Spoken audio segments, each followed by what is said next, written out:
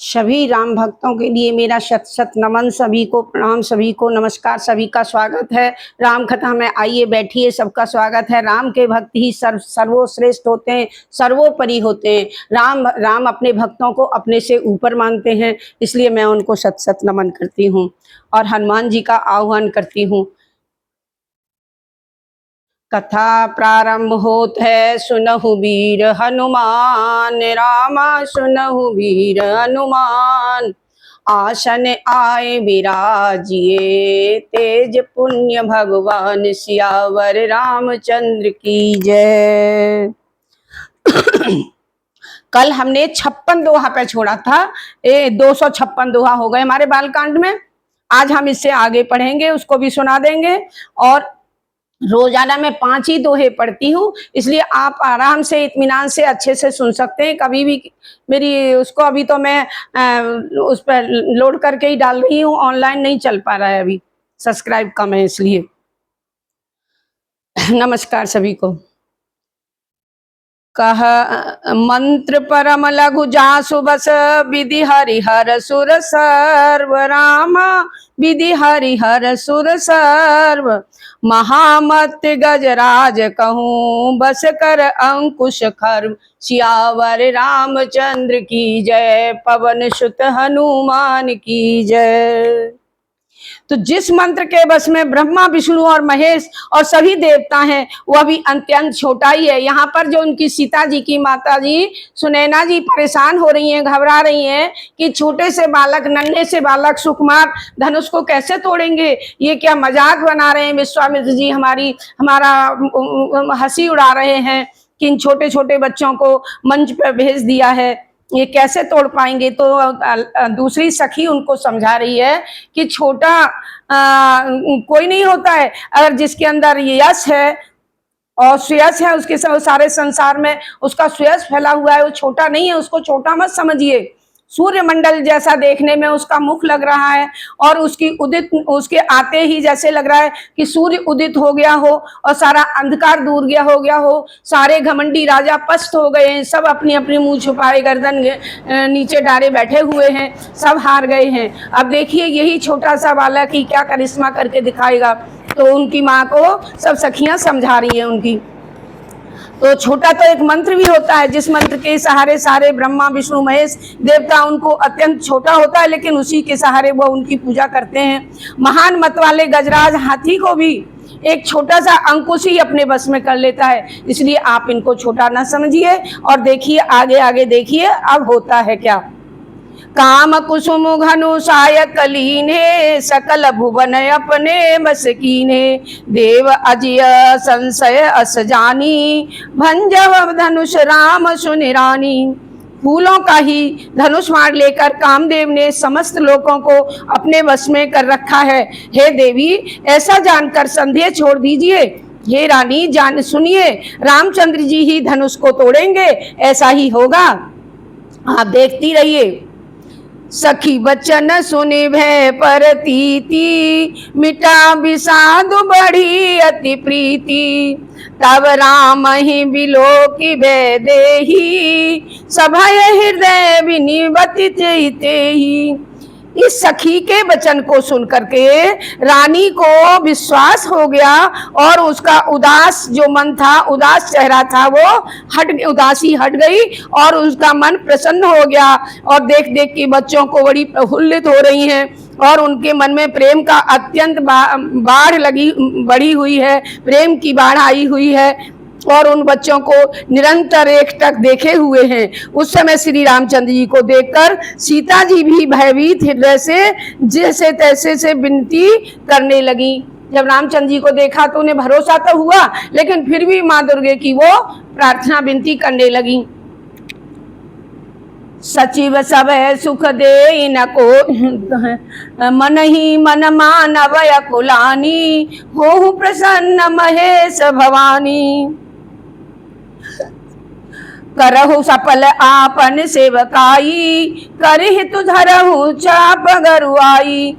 अकुला कर वे मन ही मन मनाने लगी कि हे महेश भवानी, मुझ पर प्रसन्न होइए, मैंने आपकी जो सेवा की है उसे सफल कर दीजिए। और मुझ पर कृपा करके धनुष की गुरुता को हर लीजिए, इसके भार को हर लीजिए, इसको हल्का बना दीजिए, जिससे कि मेरे प्रभु श्री राम उठा पाए, इस पर चाप चढ़ा पाए। ऐसा सीता जी अपने मन ही मन शिव जी और पार्वती से प्रार्थना करने लगी। गणनायक वरदायक देवा, आज लगे कि नहु तुम सेवा, बार बार बिनती सुने मोरी, करहु चाप गुरुता अति थोरी।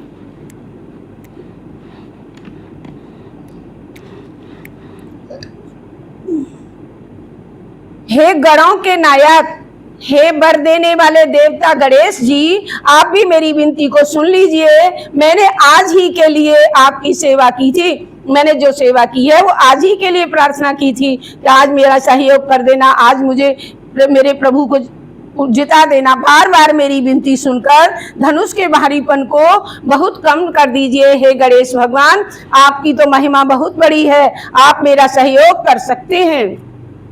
देखि देखि रघुवीर तन, सुर मानव धर धीर, रामा सुर मानव धर धीर, भरे बिलोचन प्रेम जल, पुलकावली शरीर, सियावर रामचंद्र की जय। श्री रघुनाथ जी की ओर देख देख कर और धीरज धरकर सीता जी देवताओं को मना रही हैं, सभी देवताओं से प्रार्थनाएं कर रही हैं, सभी को आह्वान कर रही हैं कि सभी देवताओं आओ और सहयोग करो श्री राम जी का। उनकी आंखों में प्रेम के आंसू भरे हुए हैं और शरीर रोमांचित हो रहा है।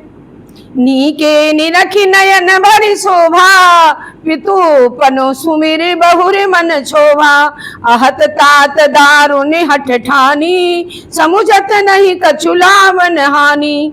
भली भांति नेत्रों से निहार निहार कर श्री राम जी की शोभा को देखकर फिर पिता के प्रण का स्मरण करके सीता जी का मन क्षुब्ध हो जाता है। देखकर पहले तो श्री राम जी को देख के बहुत उनका मन प्रफुल्लित हो जाता है, खुश हो जाता है और मन भावन अपने मन को सुखी कर ले रही हैं।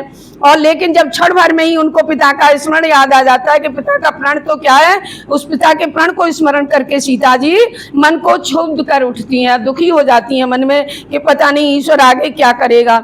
वे सोचती हुई कहती हैं कि हो पिताजी ने बड़ा ही कठिन हठ ठान लिया है, वे लाभ हानि कुछ भी नहीं समझ रहे हैं, उन्होंने इतना बड़ा हठ क्यों ठान लिया है। अब देखिए यहाँ ही हम लोगों को ये शिक्षा मिलती है कि जब सीता माता लक्ष्मी का रूप धारण किए हुए भगवान श्री राम विष्णु के अवतार हैं, जब वो इतने परेशान हैं शरीर के धारण करने पर, उनको इतनी समस्याएं आ रही हैं, तो हम तो तुच्छ मानव हैं। तो जब भी कोई संकट आए, जब भी हमें अपना कोई काम करना हो या काम ना हो रहा हो, तो आप धीरज धारण करके प्रभु को याद करिए, सारे देवी देवताओं का भी आह्वान करिए। सीता जी देखिए कर रही हैं, गणेश जी का आह्वान किया उन्होंने, शिव पार्वती का किया और अपने सारे देवी देवताओं का, अपने पूर्वजों का आह्वान कर रही हैं कि आकर के सभी लोग अपना अपना बल लगा करके उस धनुष को हल्का कर दीजिए, जिससे कि मेरे प्रभु श्री राम उसको चाप चढ़ा पाए। तो ये बात सीखने वाली है, इससे शिक्षा मिलने वाली है कि हम मनुष्य होकर के अपने बल को भूल जाते हैं और घमंड में आ जाते हैं। हमें भगवान के बल को हमेशा याद रखना चाहिए और ईश्वर के बिना कुछ भी नहीं हो सकता है। सचिव समय सिख दे न कोई, बुध समाज बड़ अनुचित होई, कह धनु कुल सहु चाहि कठोरा, कह श्यामल मृदु गात किशोरा। तो चूंकि मंत्री डर रहे हैं इसलिए कोई उन्हें सीख भी नहीं देता है। बुद्धिमानों के समाज में यह बड़ा अनुचित हो रहा है। कहाँ तो वज्र से भी बढ़कर कठोर धनुष और कहाँ ये कोमल शरीर और किशोर अवस्था वाले श्याम सुंदर कोमल बालक हैं। कैसा होगा, क्या ये सभी लोग देख देख के डर रहे हैं कि अब क्या होगा। चाह तो सभी रहे कि यही धनुष को तोड़ें, लेकिन चाहने के साथ साथ उनके अंदर एक भय भी बैठा हुआ है कि पता नहीं क्या होगा। विधि के भांति धरो उर धीरा, शिरस सुमन कन बेधि हीरा, सकल सभा के मति भय भौरी, अब मोहि संभु चाप गति तोरी। हे विधाता, मैं किस तरह हृदय में धीरज धरूं, शिरस के फूल के कण कहीं हीरा को बेच सकते हैं क्या। मैं कैसे धीरज धारण करूं? जैसे सिरस के सुंदर कोमल फूल होते हैं, उनसे कहा जाए कि हीरा को बेच दो, छेद दो, उसमें छेद कर दो, तो वो कैसे कर पाएंगे? सारी सभा की बुद्धि बावली हो गई है। अतः हे शिव जी के धनुष, अब तो मुझे तुम्हारा ही सहारा है। शिव जी बोले बाबा, अब तो मुझे केवल तुम्हारा ही सहारा है, तुम ही मेरी मदद कर सकते हो। निज जड़ता लो गहिन पर डारी, हो ही हरऊ रघुपति है निहारी। अति परिताप सिय मन माही, लवन में जुग सय समन जाही। तुम अपनी जड़ता लोगों पर डालकर श्री रघुनाथ जी को देखते हुए उनकी कोमलता के अनुरूप हल्के हो जाओ। हे शिव जी के धनुष, मैं तुमसे भी प्रार्थना करती हूँ कि तुम अपनी जड़ता को छोड़ दो और श्री रघुनाथ जी की तरफ देख लो, और थोड़े कोमल और इनके कोमल स्वरूप के अनुसार आप भी थोड़े हल्के हो जाइए। इस प्रकार सीता जी के मन में बड़ा ही क्षोभ हो रहा है। निमेष का एक लव 60वां अंश, मतलब निमेष का एक लव मतलब 60वां अंश भी 100 युगों के समान बीत रहा है। उन्हें एक एक पल भारी पड़ रहा है कि कैसे होगा, अब क्या होगा। प्रभु ही चितई पुनि चितव मही, राजत लोचन लोल रामा राजत लोचन लोल। खेलत मन सिज मीन जुगो, जनु विधु मंडल डोल। सियावर रामचंद्र की जय, पवन सुत हनुमान की जय हो, जय हो। प्रभु श्री रामचंद्र जी को देखकर फिर लज्जावश पृथ्वी की ओर देखती हुई सीता जी के चंचल नेत्र इस प्रकार शोभित हो रहे हैं मानो कामदेव की 2 मछलियां चंद्रमंडल पर हिडोले में झूल रही हों। गिरा आलेना मुख पंकज रोकी, प्रकटन लाज निशा अवलोकी। लोचन जलु रह आलोचनन कोना, जैसे परम कृपन कर सोना। सीता जी के मुख कमल के उनकी वाणी रूपी भ्रमरी को रोक रखा है। लज्जा रूपणी रात्रि को देखकर वह प्रकट नहीं हो रही है। उनकी आंखों का जल आंखों के कोनों में ही रह जाता है, बाहर नहीं निकल रहा है। जैसे बड़े भारी कंजूस का सोना कोने में ही गढ़ा रह जाता हो, ऐसी सीता जी की दशा हो रही है। सकुची व्याकुल बढ़ जानी, धीरज धीरज प्रतीत उर आनी। तन मन बचन मोर पनु साचा, रघुपति पद सरोज चितुराचा। अपने चित्त की घबराहट को विशेष जान करके सीता जी सकुचा गई, संकोच में आ गई और धीरज धरकर हृदय में विश्वास ले आती हैं कि यदि तन मन और वचन से मेरा प्रण सच्चा है और मैंने श्री रघुनाथ जी के लिए ही अपने सारे व्रत किए हैं, तो मेरा मन श्री रघुनाथ जी के चरण कमलों में वास्तव में रंगा हुआ है, तो जरूर ही ये धनुष को उठा लेंगे। ऐसा अपने अंदर विश्वास भी पैदा करती हैं। तो भगवान सकल उर्वासी, करहि मोहि रघुवर के दासी। जेहि के जेहि पर सत्य सनेहु, सोते मिले न कछु संदेहु। तो सबके हृदय में निवास करने वाले भगवान श्री राम, मुझे रघुकुल के स्वामी श्री रामचंद्र जी की दासी अवश्य बनाइए। हे प्रभु, हे शिव पार्वती जी के लिए ये प्रार्थना करती हैं कि आप सबके हृदय में निवास करने वाले हैं और रघुकुल के जो स्वामी श्री रामचंद्र जी हैं उनकी मुझे दासी अवश्य बना दीजिए। जिसका जिस पर सच्चा स्नेह होता है वह उसे मिल ही जाता है। आप सच्चे मन से किसी चीज की पुकार कीजिए, किसी चीज के लिए मन लगाइए, सच्चे मन से प्रतिज्ञा कीजिए तो वो अवश्य आपको मिल ही जाएगी। जैसे आप जीवन में कभी कोई भी चीज, छोटी से छोटी चीज भी मांगना चाहते हैं, ईश्वर से प्राप्त करना चाहते हैं और उसके सच्चे मन से आप प्रार्थना करते हैं, कोई छल कपट नहीं करते, उसके लिए कोई द्वंद्व भंग, कोई शॉर्टकट नहीं चलते, तो ईश्वर आपको वो चीज अवश्य ही दे देता है। इसी तरह रामचंद्र जी दासी बनाएंगे, जिस पर सच्चा स्नेह है वही उसको मिलेगा, इसमें कोई तनिक भी संदेह नहीं है। अतः श्री राम जी सीता जी को अवश्य ही मिलेंगे। प्रभु तन चितय प्रेम तन ठाना, कृपा निधान राम सुन जाना। सियहि बिलो के तकेउ धनु कैसे, चितव गरेउ लघु ब्यालहि जैसे। तो प्रभु की ओर देखकर सीता जी ने शरीर के द्वारा प्रेम ठान लिया, अर्थात यह प्रण कर लिया कि चाहे तो यह शरीर इन्हीं का होकर रहेगा या रहेगा फिर रहेगा ही नहीं इस दुनिया में। या तो मैं ये धनुष तोड़ेंगे, धनुष नहीं तोड़ेंगे तो मैं भी इस दुनिया में नहीं रहूंगी। कृपा निधान श्री राम जी ने सब कुछ जान लिया, सीता जी के मन की बात को जान लिया। तो सीता जी को देखकर श्री राम जी धनुष की ओर इस प्रकार देखने लगे जिस प्रकार के गरुड़ जी छोटे से सांप की ओर देखने लगते हैं, कब इसका भक्षण करने ही वाले हैं। लखन लखेउ रघुवंश मणि ताकेउ हर को दंड रामा ताकेउ हर को दंड। पुल की गात बोले वचन चरण चाप ब्रह्मांड सियावल रामचंद्र की जय, पवन सुत हनुमान की जय। जब लक्ष्मण जी ने देखा कि रघुकुल मणि श्री रामचंद्र जी ने शिव जी के धनुष की ओर देखा है तो शरीर में पुलकित हो ब्रह्मांड को अपने चरणों से दबाकर वे यूं कहने लगे, हे दिग्गजों, हे कच्छप, हे शेषनाग, हे बारह, तुम सब धीरज के साथ पृथ्वी को संभाल लो जिससे यह डगमगाने न लगे कहीं। श्री रामचंद्र जी शिव के धनुष को तोड़ने ही वाले हैं, मेरी आज्ञा सुनकर सब सावधान हो जाओ। चाप समीप राम जब आए नर नारी सुकृत मनाए, सब कर सुबहु अरु अज्ञानु मदमही पनर अभिमानु। जब श्री रामचंद्र जी धनुष के पास पहुंचे तब सब स्त्री पुरुषों ने देवताओं और शुभ कर्मों को स्मरण किया। सबका संदेह और अज्ञान नीचे राजाओं के अभिमान के नीचे दब गया। भृगुपति केरी गर्भ गरुआई, सुनि मुनि बरहि केरी कदराई। सिय कर सोचु जनक पछतावा, रानी कर दारुण दुख दावा।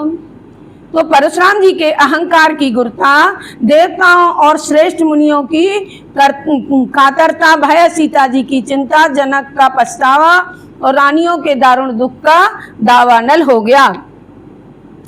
शंभु चाप बड़ बहुत आई, चढ़े जाए सब संग बनाई। राम बाहुबल सिंधु अपारू, चहत पारु न को कड़हारू। सब मिलकर शिवजी के धनुष रूपी बड़े जहाज को पार उस पर जा बैठे। हे श्री रामचंद्र जी की भुजाओं के बल रूपी अपार समुद्र के पार जाना चाहते हैं, परंतु कोई खेने वाला नहीं है। राम बिलो के सब लोग सब चित्र लिखे से देख, रामा सब चित्र लिखे से देख। चितई सिय कृपा यतन जानी, विकल विशेष सियावर रामचंद्र की जय, पवन सुत हनुमान की जय। तो श्री राम जी ने सब लोगों की ओर देखा और उन्हें चित्र में लिखे हुए से देखकर फिर दया सागर प्रभु ने सीता जी की ओर भी देखा और उन्हें बहुत व्याकुल जान करके उन्होंने, रामचंद्र जी ने जब देखा कि सीता जी बहुत ही व्याकुल हो रही हैं तो उनका एक एक क्षण कल्प के समान बीतने लगा। यदि प्यासा आदमी पानी के बिना शरीर छोड़ दे तो उसके मर जाने पर अमृत का तालाब भी क्या काम का। इसलिए वो सोचने लगे मन में कि अब मुझे जल्दी करना चाहिए, नहीं तो मेरी सीता व्याकुल हो जाएगी।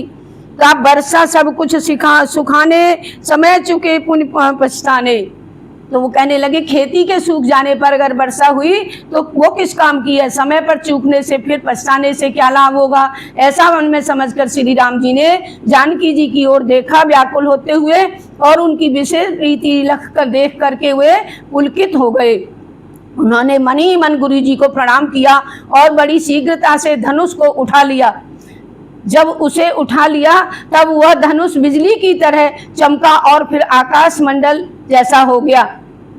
लेत चढ़ावत खींचत गाढ़े, कहु न लखा देख सब उठाड़े। ते ही क्षण राम मध्य तनु तोरा, भय भवन धुनि घोर कठोरा। धनुष को लेते चढ़ाते और तोड़ते हुए जोर से तानते हुए किसी ने भी नहीं देखा। सब ने यही देखा कि श्री राम जी धनुष खींचे हुए खड़े हैं। श्री राम जी ने उसी क्षण धनुष को बीच से तोड़ डाला। धनुष टूटने की भयंकर कठोर ध्वनि से लोग डर गए। भरे भुवन घोर कठोर रव रविवाज तनु तज मारगु चले। चिक्करहि दिग्गज डोल मही अहि गोल कुरुम कलमले। सुर असुर मुनि कर कान दीने सकल बिकल विचारहि। को दंड खंडे राम तुलसी जयति बचन उचारहि। घोर कठोर शब्द लोगों संसार में गूंजने लगा। सूर्य के घोड़े अपना विहित मार्ग छोड़कर चलने लगे, दिग्गज चिंगार करने लगे, धरती डोलने लगी, शेष 12 और कच्छप छटपटाने लगे। देवता, राक्षस और मुनि कानों पर हाथ रखकर सब व्याकुल होकर विचारने लगे। तुलसीदास जी कहते हैं कि जब सबको ये भरोसा हो गया कि श्री रामचंद्र जी ने धनुष को तोड़ डाला, तब सब श्री राम जी की जय जयकार करने लगे। शंकर चापु जहाज सागर, रघुबर बाहुबल, राम रघुबर बाहुबल, बूढ़ सो सकल समाज चढ़ा जो, प्रथम ही मोह बस सियावर, रामचंद्र की जय, पवन सुत हनुमान की जय। शंकर जी का धनुष जहाज के सदृश और श्री रामचंद्र जी की भुजाओं का बल सागर के समान है। धनुष के टूटने से वह सारा समाज डूब गया जो अज्ञान के कारण पहले ही इस जहाज पर चढ़ा हुआ था और बड़े घमंड में बैठा हुआ था, उस सबका दमन हो गया। बोलो जय श्री रामचंद्र जी की जय, बोलो पवन सुत हनुमान की जय, बोलो सीता मैया की जय।